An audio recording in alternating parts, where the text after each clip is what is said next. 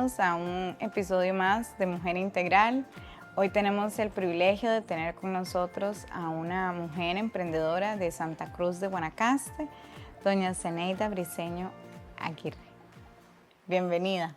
Y muchísimas gracias por la invitación. Realmente cuando me llegó el mensaje, yo, ay, no puede ser, que excelente, porque siempre aprovecho como cada oportunidad que me dan en algún lugar, porque siempre ando como buscando esas oportunidades de poder dar a conocer lo que hago y pues darme a conocer en realidad. Y pues para mí fue muy emocionante cuando me invitaron y realmente muchísimas gracias. Pues estoy aquí con muchísimo gusto de compartir. Muchas gracias. No, más bien, gracias por venir. Y ahora que comentábamos tal vez detrás de cámaras, nos hacías un resumen de quién es Zeneida, pero para quienes nos observan y no tenían el contexto, tal vez si nos puedes contar un poco de quién es Zeneida desde la parte personal. Pues sí, en realidad pues sí hay mucha historia. Bueno, soy ahorita madre, soy emprendedora, soy de todo un poco. Trato de trabajar mi día a día y atender a mis hijos. Tengo un hijo en plena adolescencia, es algo bastante difícil, bastante complicado. Yo en realidad siento, no sé, tendría que preguntar a mis papás, pero bueno, ni siquiera a ellos, porque siento que yo nunca pasé como esa etapa. Desde mis 12 años vivo sola. Entonces no sé lo que es una etapa de adolescencia en realidad, porque siempre fui desde pequeña como esa parte de responsabilidad, entonces estaban las obligaciones antes de los derechos, entonces pues esa etapa la pasé, trabajaba. Desde que salí. ¿Qué hacía Zeneida a los 12 años solita? Bueno, en realidad siempre fui, eso algo que se lo debo a mi madre, porque pues de ahí en esos tiempos la forma de crianza es completamente diferente. Total. Mi padre, que ahora es una persona totalmente diferente, mi vida, yo adoro a mi papá, pero en la etapa de nuestra niñez, mi papá pues es una persona muy machista, muy, digamos, normal, uno lo ve normal porque en esas épocas casi que la mayoría eran así. Era muy así, claro. Exactamente. Entonces mi papá siempre decía, el estudio no sirve para nada, ¿para qué van a la escuela? ¿Para qué van si eso no sirve? Aquí es trabajar, porque el que si no trabaja no come, y era como eso. Entonces, y mi mamá siempre nos decía, porque mi mamá siempre tuvo de salir, bueno, de hecho nosotros nos criamos solitos desde pequeños.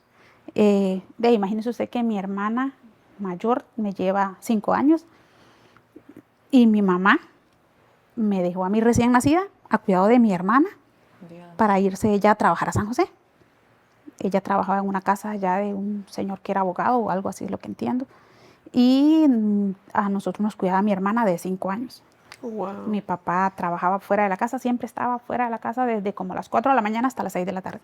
Él llegaba, almorzaba, se volvía a ir y quien se hacía cargo de nosotros era mi hermana, que tenía 5 años en ese momento. En este momento yo lo pienso y digo, no me cabe en la cabeza cómo una persona de 5 años tiene la capacidad mental para cuidar, porque éramos 3, era ella y mis 3 hermanos.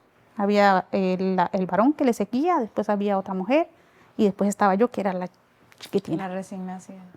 Correcto, mi hermana me lleva 3 años, la que está después de mí, después está mi hermano con 4 años y ellos eran seguidos. Y después, 3 años después, aparecí yo. Entonces, pues sí, casi que nos criamos ahí solos y mi mamá venía cada tanto tiempo, se quedaba un tiempito con nosotros y se volvía a ir. Sí, iba a trabajar. Pero ella siempre nos metía en la cabeza de que el estudio era lo único que nos podía sacar adelante. Entonces yo siempre tuve en mi cabeza eso. Que había que estudiar. Yo quiero estudiar. Entonces, cuando yo salí de la escuela, yo les dije que quería estudiar. Mi papá dijo, no hay dinero, no se puede, no hay manera. Entonces yo dije, yo no estoy haciendo nada aquí, yo quiero estudiar. Entonces hablé con un señor, ya no me acuerdo ni el nombre del señor, era de por allá del mismo pueblo, para que él me ayudara a conseguir un trabajo. Él me consiguió un trabajo en San José con una señora, bueno, no tenía ni idea yo quién era. La cosa es que él me dijo, usted va a llegar a San José, la señora va a ir vestida así y así, y ella la va a esperar en la parada. Wow. Entonces, Qué fuerte. yo simplemente recogí mis cosas y me fui. Solita, nunca había Qué salido de mi valienta. casa, nunca había salido de mi casa, pero ni siquiera, yo vivía en un pueblo que se llama Juan Díaz, de Nicoya. Y de ahí yo me fui para Nicoya, lo más que había ido era a Nicoya y con mi mamá en algún momento, pero sola nunca había salido a ninguna parte. Es más, mi papá ni siquiera nos dejó salir a ninguna parte. Entonces éramos solo de ahí, de la casa. De ahí yo agarré, me fui a Nicoya y el señor me llevó, me dejó en el bus, me compró el tiquete y me montó al bus y me dijo, allá la espera. Y yo me fui. ¿Qué sentías en ese momento? Pues, déjeme decirle Susto. que ni me acuerdo. Yo solo sí me acuerdo que yo me fui, yo llegué a la parada y empecé a buscar a esa señora. Ibas determinada. Y la señora llegó y me dice, usted está al perfil. Ya le habían dicho que cómo era yo y todo, y ella me reconoció cuando llegué y yo la vi cómo iba vestida y dijo, bueno, ya es. No, yo simplemente me subí al carro de la señora y me fui con ella. Wow.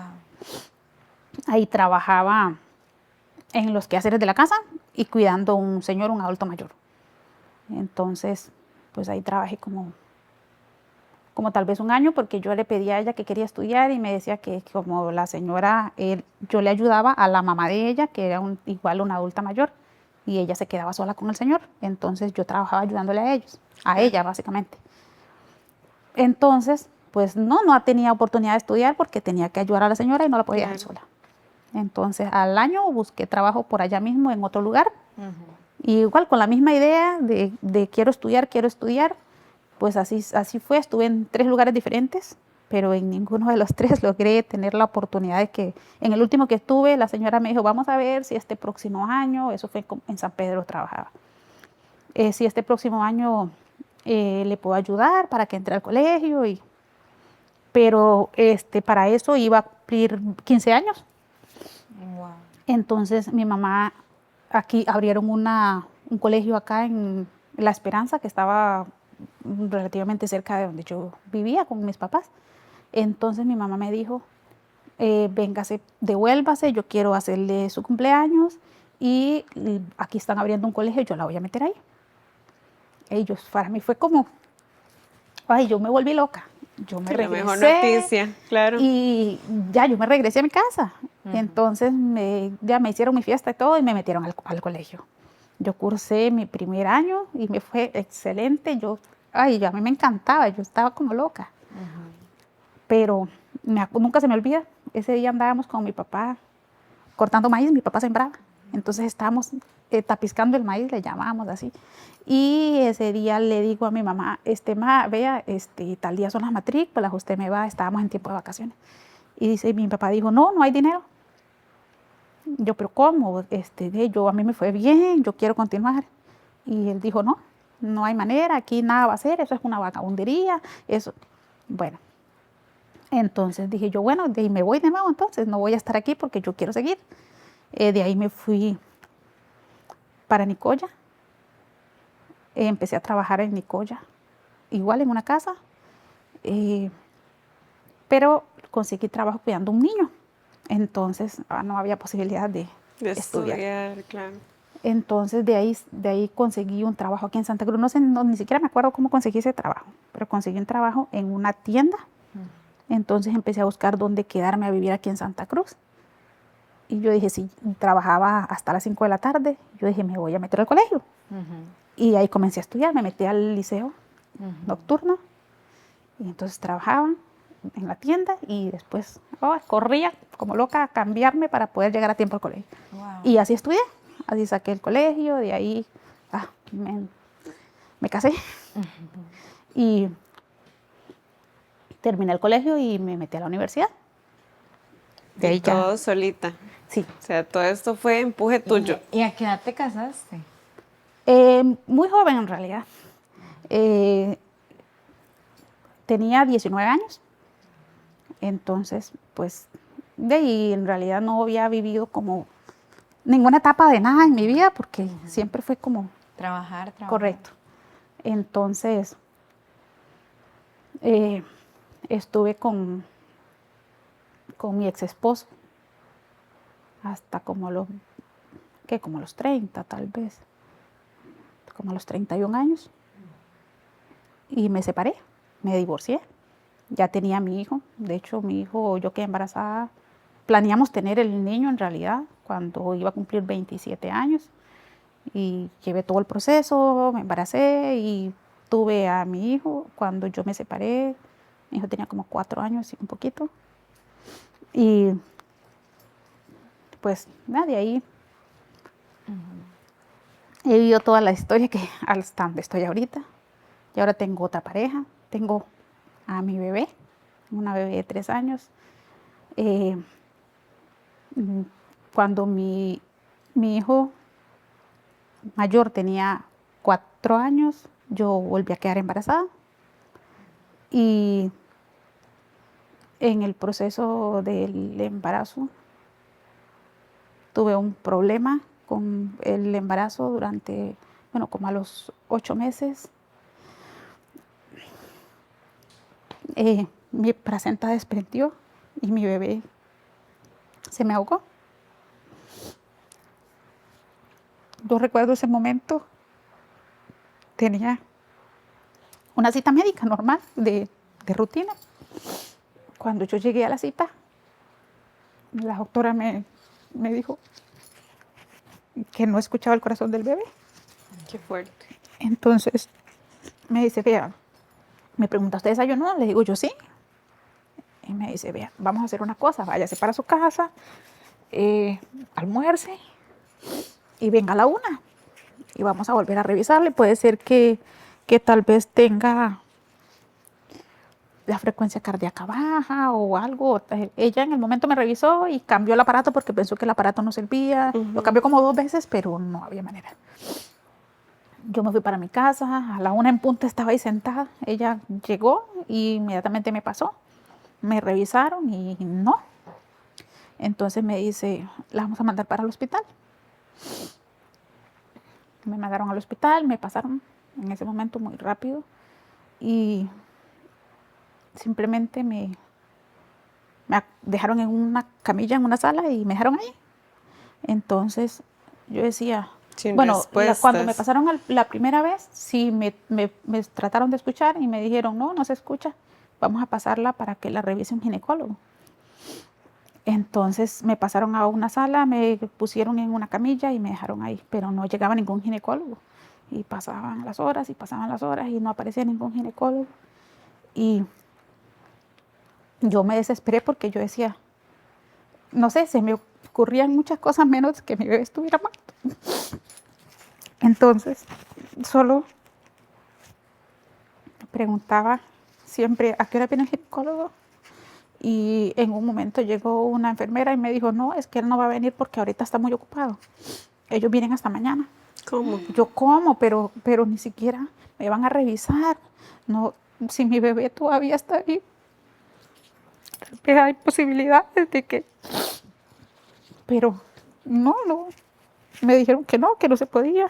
Luego pasó otra enfermera y yo hablé con ella y le dije, vea, a mí se me ocurre que puede ser que el bebé tenga el cordón umbilical en el cuello y tal vez por eso se está ahorcando, no sé, por favor, ocupo que me ayude. Yo me sentía desesperada. En ese momento, no sé, me dice la enfermera, vea, tranquila, yo voy a ir a hablar con el ginecólogo. Yo voy a hacer que él venga, no se preocupe. Y la enfermera se fue. Como tal vez unos 10 minutos, el ginecólogo llegó. Y yo le daba gracias a Dios y de hecho esa enfermera para mí fue como un ángel. Claro. Y ella Completamente. Ella falleció. Para mí fue algo duro cuando yo me di cuenta que había fallecido porque ella fue, bueno, no sé, para mí fue un ángel. Pero no, igual cuando el doctor llegó y me puso el aparatito y me hacía así fuerte, me sacudía el estómago muy fuerte y me decía, no, vea, y ni siquiera se mueve. Dice usted, no, ya no sirve, está muerto.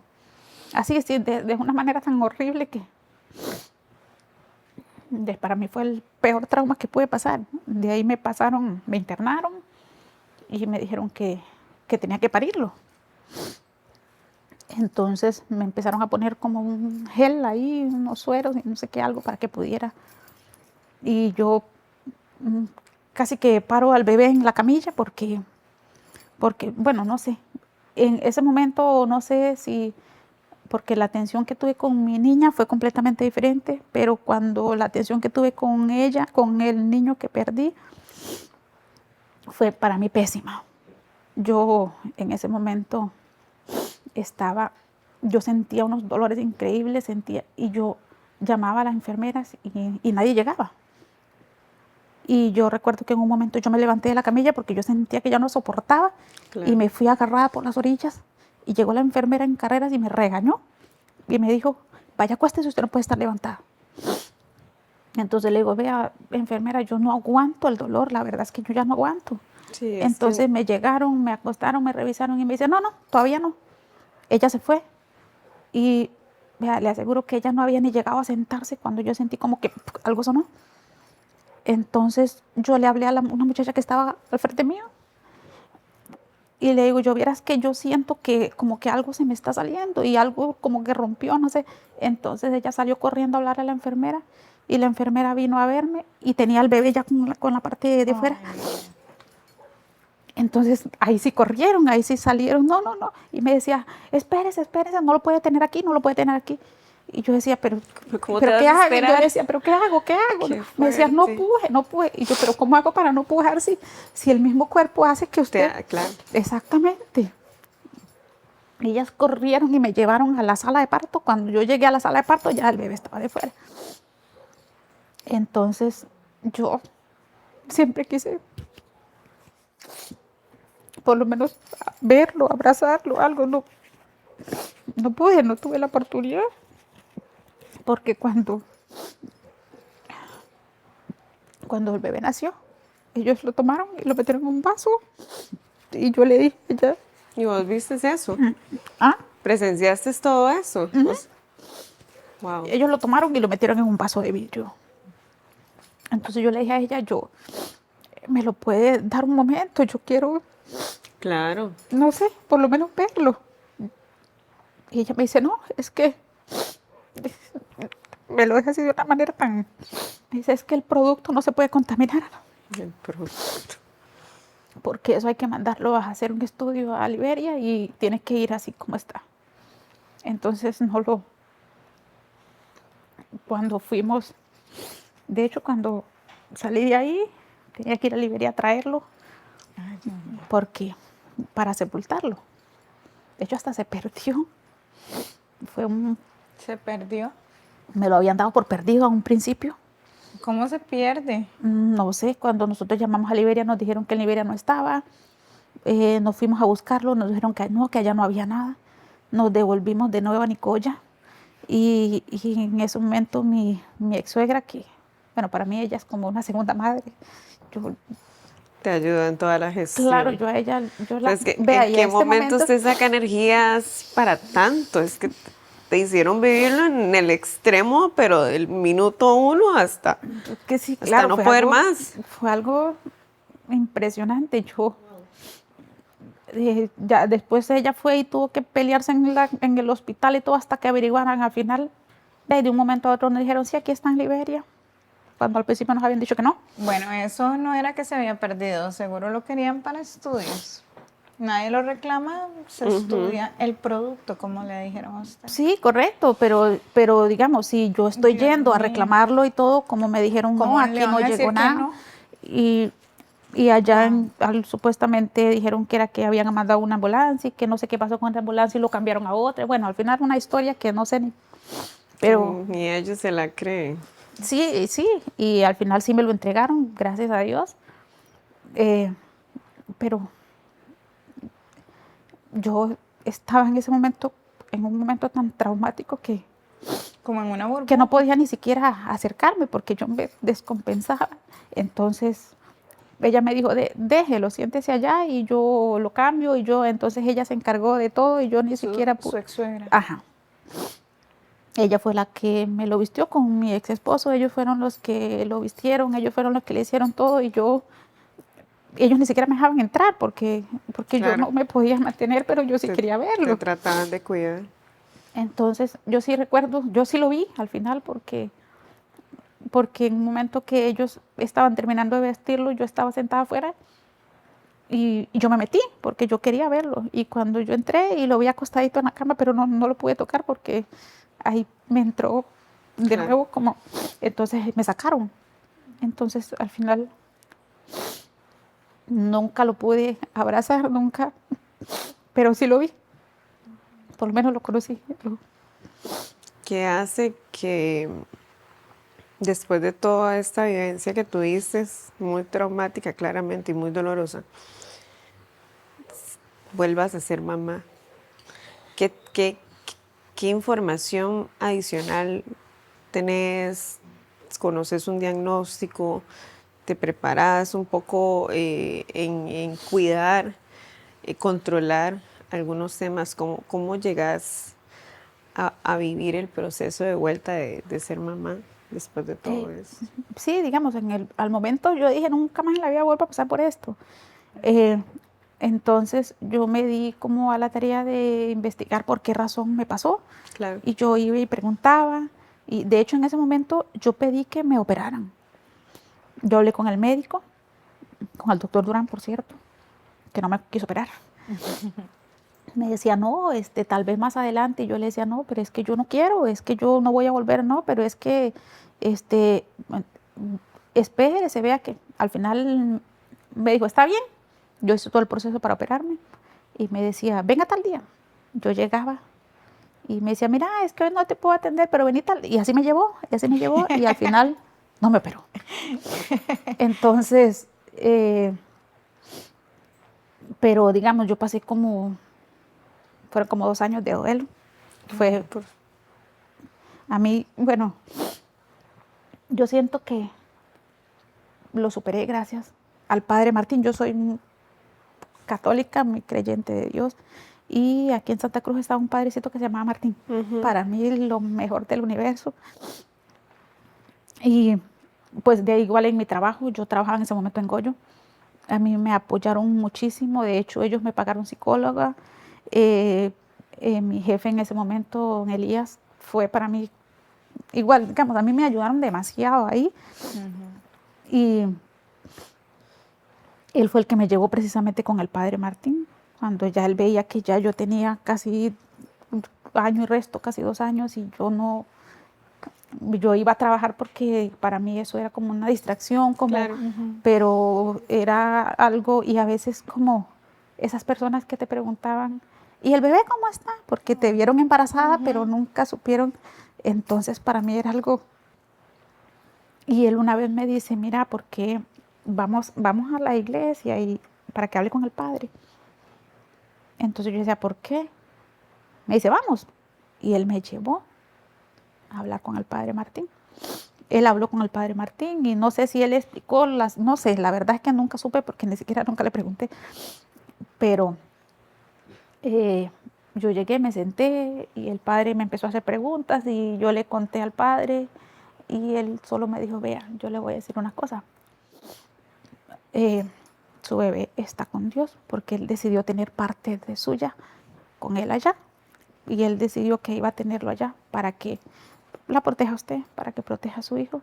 Y más bien usted debería sentirse feliz de que la haya elegido a usted. Para un ángel. Exactamente.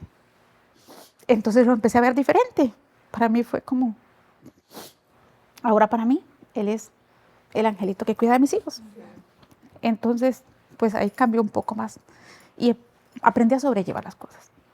Ahora, en realidad, hablo de la situación y me duele, pero... Es un duelo que yo siento que está para toda la vida. Exactamente, es algo que nunca pasa. Aprendes a Pero, vivir con eso. exacto. Pero he aprendido a entender por qué razón pasan las cosas. Y después de eso, bueno, yo ahora estoy con otra pareja que tengo. Él me ha ayudado muchísimo también, ha sido una persona incondicional tanto en mi hogar como en todo. Y igual en mi trabajo, pues yo me pongo a trabajar y él tiene su trabajo, pero cuando él está libre, él me ayuda en mi trabajo, él me ayuda en la casa, él me ayuda con mi hija. es incondicional en todo. Y pues mi hijo tenía mucho tiempo de pedirme que quería un hermanito.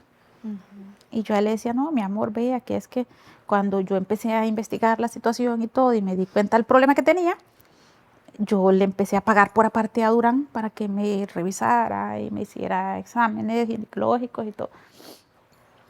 Entonces Durán me decía, pero no, perfectamente puedes tener otro bebé. Y yo le decía, pero es que vea, a mí me da miedo por este. Entonces él me explicaba un poco el proceso, la situación y todo. Hasta que al final, pues como que unos 5 años después de lo que nos pasó, o de lo que me pasó, decidimos tener a la niña. Entonces me puse en control y primero pues ya ver todo el proceso y hablé con la doctora. Entonces la doctora me dijo, tranquila, la mandamos desde el principio en el control, la voy a mandar con el ginecólogo. Entonces de hecho a mí el ginecólogo me veía antes del embarazo. Claro.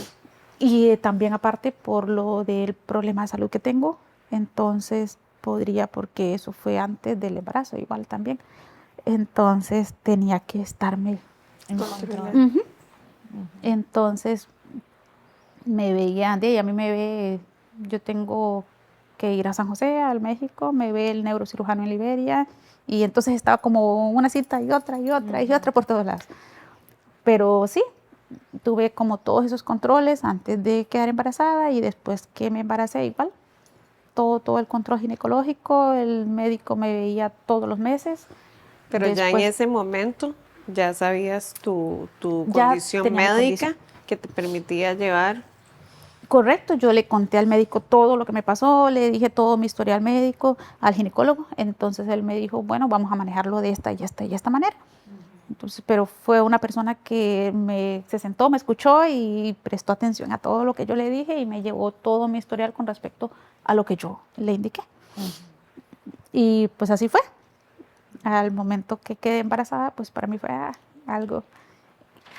Y pues no sabía en realidad qué era, pero yo quería que fuera niña. Pues ya tenía un varón, entonces quería una niña. Entonces, pues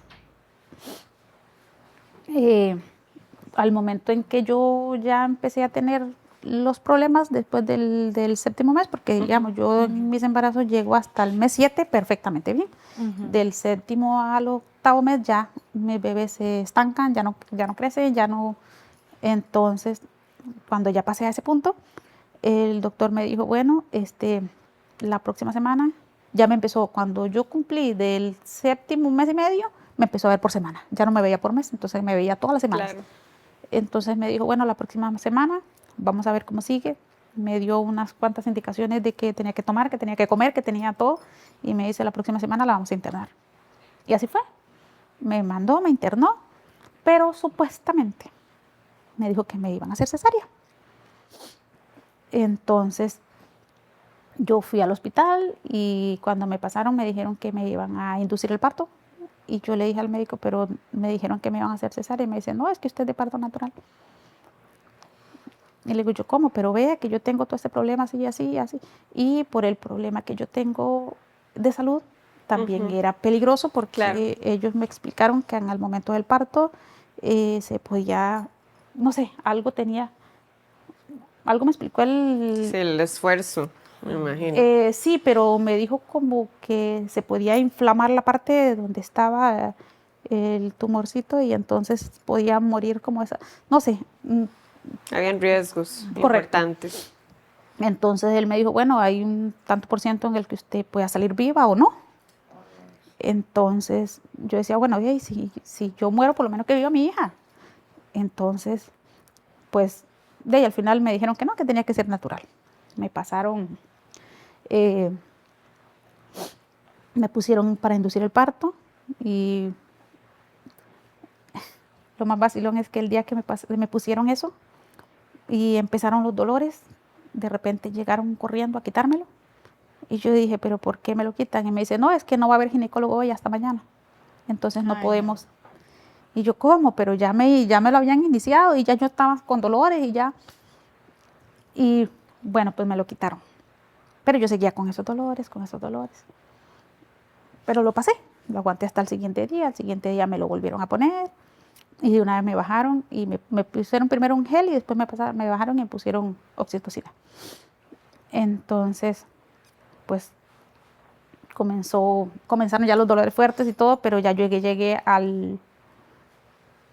dilatar 4 centímetros y de ahí no pasaba. Yo tenía unos dolores increíbles que sentía que me iba a morir, pero no pasaba de 4 centímetros. Entonces, pues ahí me tuvieron y al final yo le decía a la obstetra en ese momento, ve, yo siento que ya no aguanto, ya se me veían dolores tan fuertes que yo sentía que me iba a descomponer, pero no pasaba de ahí. Yo le decía, ¿por qué no me hacen cesárea? Me decía, no, es que usted está para parto natural. Y yo le decía, pero es que yo siento que ya no aguanto, me voy a morir aquí y mi niña no ha nacido. Y entonces me dice, bueno, le vamos a ayudar un poquito. Y yo, ok, no sabía que era ayudarme un poquito, ¿verdad? Entonces ella empezó a meterme las manos y empezó a abrirme con las manos. Y ¿Qué es esto? vea, para mí dolía más lo que ella me hacía que los dolores que tenía anteriores ya Del parto. Ajá. Y así fue que logré tener mi hija, porque yo nunca pasé de 4 centímetros. Nunca dilaté más de eso y ella me abrió con las manos hasta que logró que la niña sacara la cabeza y me dijo, bueno, ya ahora sí, vamos. Pero digamos, porque llegó un momento en que a mi hija le empezó a bajar la frecuencia cardíaca porque me imagino que ya no aguantaba de estar ahí. Y entonces ella empezó a hacerme más y más y más y más hasta que cuando llegué al momento del parto, la niña nació, pero no nació como moradita, no respiraba, no. Bueno, en ese momento yo casi me muero, a mí casi me da algo. Claro. Ellos era revivir lo que ya habías pasado. Entonces, exactamente. Yo solo le pedí a Dios que yo le decía, ya te di uno, ¿por qué? ¿Por qué te me llevas el otro? Entonces, en ese momento llegó la enfermera, agarró el bebé y salió corriendo. Y yo solo le preguntaba a la otra enfermera que quedó ahí, ¿pero qué tiene la bebé? ¿Qué tiene? Entonces me dice ella, no sé, yo sé lo mismo que usted, tenemos que esperar. Y qué angustia. sí, yo ahí yo lloraba y yo gritaba y yo no hallaba ni qué hacer. Entonces, lejos de tener un parto tranquilo, es un parto como en mucho estrés y eso no ayuda, pero para nada. Correcto, yo hasta me intenté levantar y ella me decía, pero no se levante. Y yo decía, pero es que yo quiero ver cómo está la bebé, yo quiero. Entonces me decía, espérese, ya casi, ya le vienen a decir, ya le vienen a decir. Al rato entró la pediatra y me dice, tranquila, mamita, su bebé está bien. Ay, qué lío. Entonces al final me dice la enfermera, vea, dice, fue como algo de Dios. Yo salí con esa bebé y en lo que yo iba saliendo, iba pasando la pediatra. Entonces ella inmediatamente la agarró y se la llevaron y le dieron reanimación y pues, de la bebé. Pero digamos que como estaban otras, habían varios de parto, entonces, y la pediatra no estaba ni ahí, no sé en qué momento apareció, me decía ella, es que no sé en qué momento la pediatra apareció por acá, pero cuando yo salí, ella pasó. Wow. Y pues ahí está mi bebé. Es un terremoto completo. ¿Cómo se llama? Se llama Leilani. Leilani. Qué bendición, Leilani. Es un regalo de Dios. Totalmente. Nunca me canso de agradecer. De hecho, los dos, porque el primero, pues para mí fue fue quien me hizo mamá y en realidad desde que yo tuve mi primer hijo tenía el problema y no lo sabía. Y más sin embargo, a pesar de que él igual nació prematuro y todo, nació lo más normal, cosa que no pasó después, pero el primero sí nació muy bien. Qué bendición. Ahora, digamos, dando un poco, digamos, y aprovechando que hablas de Caleb, tu hijo, comentabas que has trabajado en varios lugares, bueno, trabajas desde los 12 años, pero ¿de dónde nace el emprendimiento de las mascaradas? ¿Y dónde nace el amor y la pasión por la cultura, digamos, que se vive? Bueno, yo sé que en todo Guanacaste, pero como en Santa Cruz es como más arraigado. Más arraigado, correcto. Bueno, mi hijo desde pequeñito todo el tiempo, él hacía un terremoto completo desde pequeñito, siempre. Pero es una persona muy, muy creativa, muy inteligente. bueno, algo increíble. Entonces, pues a él siempre le gustaron los payasos. Él era una loquera con los payasos. Y yo a él le compré un payasito, un gallo le compré. Y él era desde que se levantaba hasta que se acostaba. De hecho, antes de que yo le comprara ese payaso, él utilizaba baldes. Él se ponía un balde en la cabeza y le hacía una carita y él mismo se lo hacía, estaba chiquitito. Ajá. Y él bailaba con ese bendito balde y entonces yo le compré el payaso. Y después él decía, mami, ayúdame a hacer un payaso. Cuando ya él tenía ya 9 años, porque eso fue antes, digamos, cuando él utilizaba, tenía 7, 8 años. A los 9 años me dice, mamá, ¿por qué no me ayudas a hacer un payaso? Entonces empezábamos a intentar y yo me puse a ayudarle. Pero él es muy, muy creativo, entonces él inventaba algo y lo hacíamos. Y de hecho, ahí él tiene en la casa el primero que hizo, que él decía, el negro, decía él. Eso fue lo primero que hicimos, que quedó horriblísimo, pero él lo guarda porque ese fue el tesoro de él, Es eso fue lo memorable. primero que él hizo. Entonces, intentamos hacer otro, pero no nos salió. Entonces, ahí está lo que salió. Y sí, después eso, nosotros en ese momento vivíamos en 27 de abril. Entonces ahí él, pues solito, intentamos. Luego nos vinimos a vivir acá a Santa Cruz. Entonces por acá vive un señor que es el que ha hecho las mascaradas de toda la vida, don Rafael. Y él iba donde el señor a ver cómo las hacía. Él iba a observar nada más. Él ni siquiera era que preguntaba o explíqueme, no, él solo iba a ver. Entonces él cuando llegaba a la casa él decía, mira, fíjate que don Rafa lo hace con tal cosa, o le pone esto, o lo hace. Entonces él intentaba hacerlo así y me decía, mira, cómprame tal cosa, porque fíjate que don Rafa le hace. Entonces lo intentamos y lo intentamos hasta que logró hacer un bendito payaso. Logró hacer uno que le quedó pues ya como un poco más parecido a algo normal, digamos. Entonces, luego él se metió en la escuela a lo del Festival de las Artes y participó con un toro que hizo y lo ganó, luego pasó a la siguiente etapa y entonces le encargaron en la escuela y ahí comenzamos, como todo niño él le da presa, entonces él comenzaba emocionado pero ya después le hacía unas cuantas y ya listo, ya. Entonces pues le empezaron a preguntar, ¿ya la terminó? ¿Cómo y él decía, ya me tienen aburrido de tanto preguntarme, yo ya no quiero, ya mejor les voy a decir que ya no voy a hacer nada.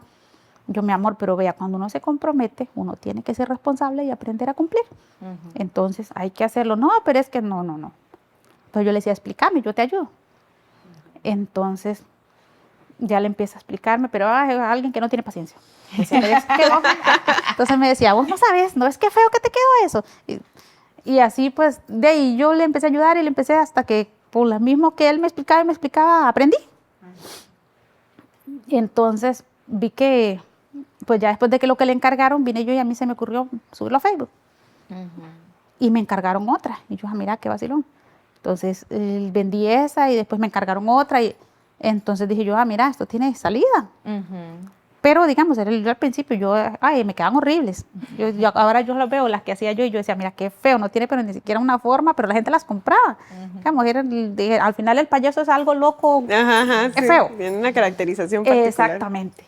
Entonces, pues ahí he ido como con cada práctica, porque no es que he recibido como alguna clase de eso, capacitación, algo, no, digamos. Ha sido empírico para ambos. Correcto. Entonces, pues yo siento que uno tal vez lo trae eso y pues nada más es de exactamente. Entonces, pues él sí, porque él trae como esa capacidad de crear cualquier cosa. Usted le da algo y él le desarma y arma otra cosa y él es muy, muy, muy chispa. Y pues de ahí así fue como se dio la idea de... ¿Cuánto tiempo tienen ya? Ya voy para 3 años. Desde que inicié ahorita voy para 3 años. Después de eso, yo me di cuenta que había un programa de la municipalidad de emprendedores. Entonces yo contacté con la encargada, con Shirley, y ella me incluyó al programa. Cuando yo me incluí a ese programa a principios de julio. Y ella me dice, usted va a venir para las fiestas, pero el único detalle es que, porque yo solo hacía de las grandes, nunca había hecho pequeñita, de mano nunca, ni siquiera. Entonces me dice, lo que ocupo que usted haga son de estas, de unas pequeñitas, me dice, y yo, ¿cómo? ¿Cuáles? sí, si usted no ha visto unas que venden en la calle, yo, de ahí, pues sí las he visto, pero nunca he hecho. Ocupo que haga esas porque eso es lo que se vende para ese tiempo. Y necesito que usted venda, no va a llegar a tener un producto ahí Claro, y, que se quede estancado. y esas grandes son más caras y la gente no le van a comprar la cantidad que usted. Entonces me dice, yo ocupo que usted, el día que usted tenga que venir, necesito que venga con esas. Y eso fue como un reto porque nunca las había hecho. Es como de una figurita pequeñita, es algo muy difícil de... Y tenía menos de un mes para hacerlas y hacer una cantidad para que fue, oye, eso fue algo terrible, fue de trasnochar, fue de... ¿Cuántas creaste de las pequeñas? En ese momento hice tal vez como unas 40, 50, pero me levantaba a las 6 de la mañana, me acostaba a la 1 de la mañana y al otro día estaba a las 6 de nuevo.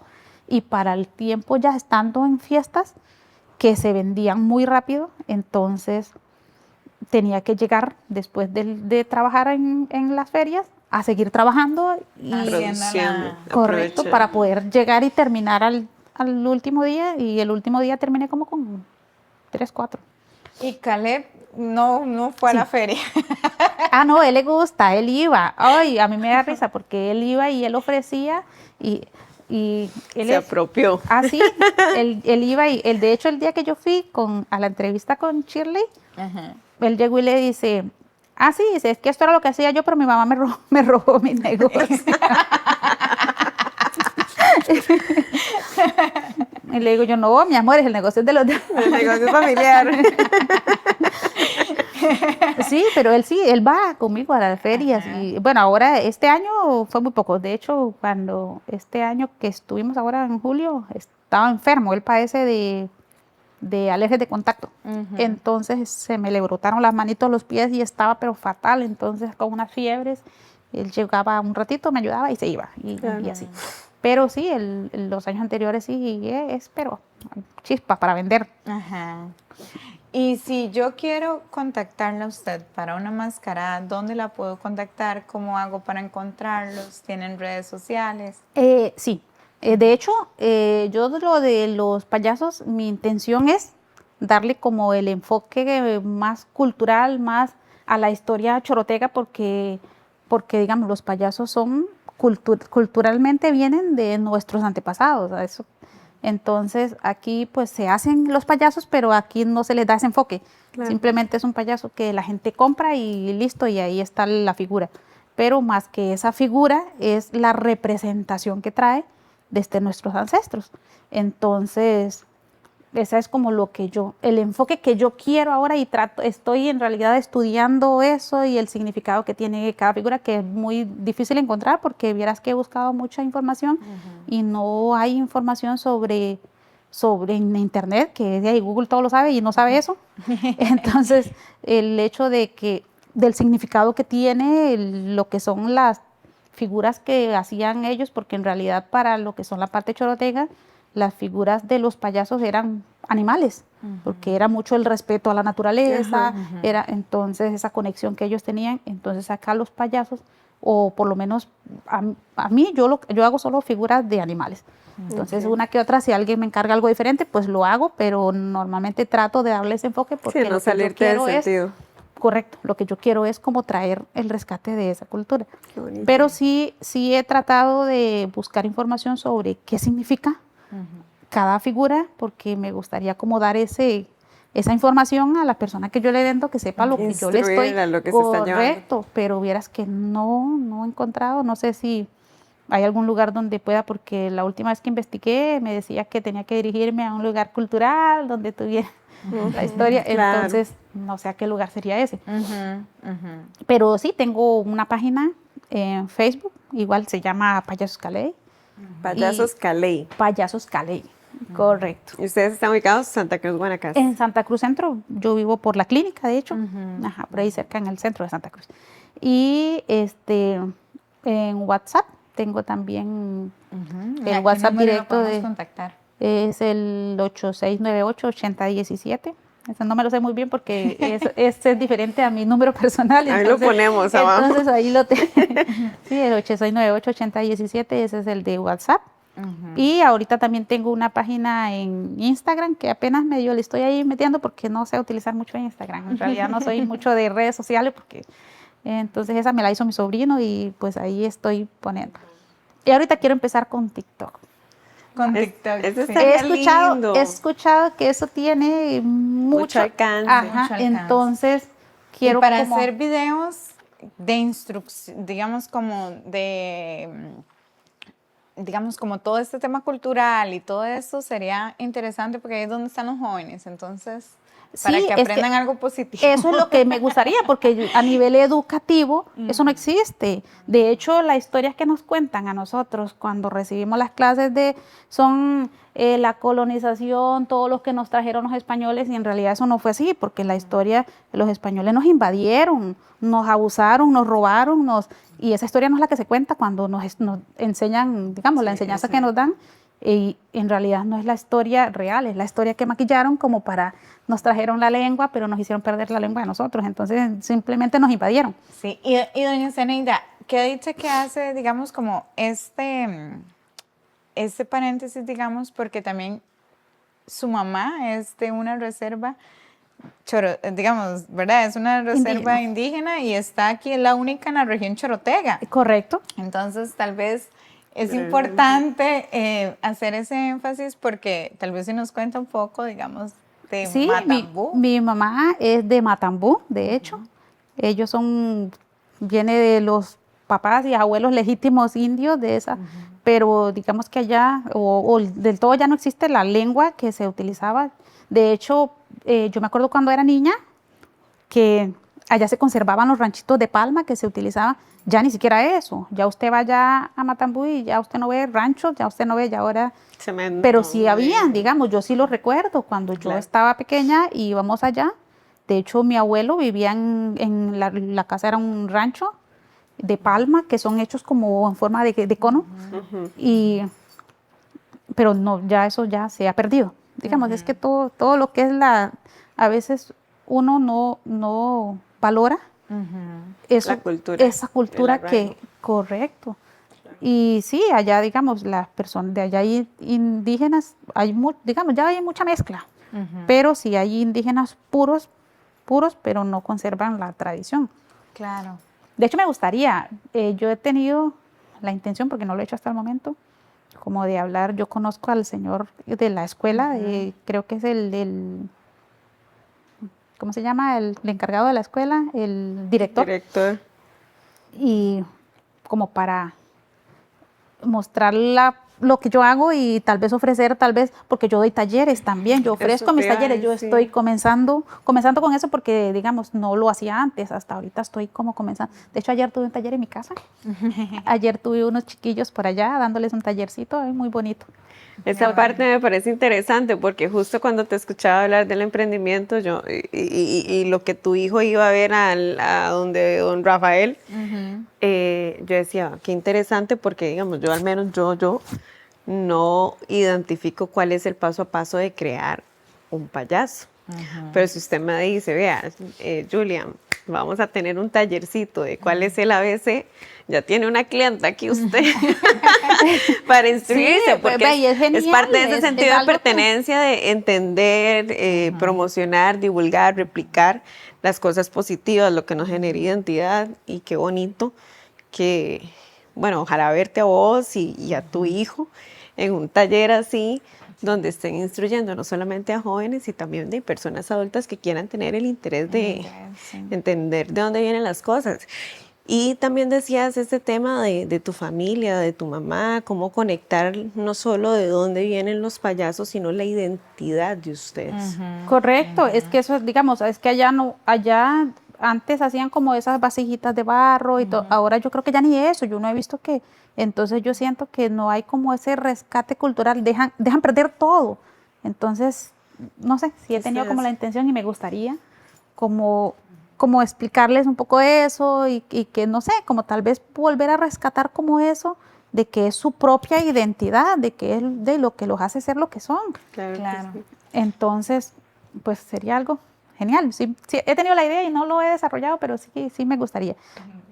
Bueno, muchísimas gracias, doña Zeneida, por el espacio, gracias por todo lo que nos compartió, por abrirse de esa manera y también felicidades porque a pesar de que ha pasado por donde asustan, es una mujer muy fuerte y el simple hecho de volver a querer, digamos, dar vida, wow, con ese testimonio de verdad, qué admiración, qué bonito y siga adelante. Yo creo que historias como estas son las que uno al final merece la pena contar y que la gente realmente se dé cuenta que la gente ordinaria, como nos ven a cualquiera de nosotros, tenemos todos una historia extraordinaria. Y yo la felicito por ese empuje, por ese arranque y de verdad no hay palabras, de verdad que he aprendido demasiado con usted y muchísimas gracias por engalardonar este espacio, de verdad, con su historia. Más bien somos nosotras las que nos sentimos honradas. Usted al inicio decía que se sentía honrada del espacio, pero nosotros más bien nos sentimos honradas que usted haya sacado el día para venir y contarnos su historia. Y vamos, ojalá, a compartir esto con muchas personas para que le contacten sobre su emprendimiento, que aprendan y que aprendamos Que la juntos apoyemos. Muchísimas gracias. de todo el arte que ustedes hacen. Así que Les agradezco demasiado, en realidad. Siempre he tratado de buscar, porque pues tampoco tengo así como tan gran negocio, apenas estoy como, ahí voy moldeándolo poco a poco.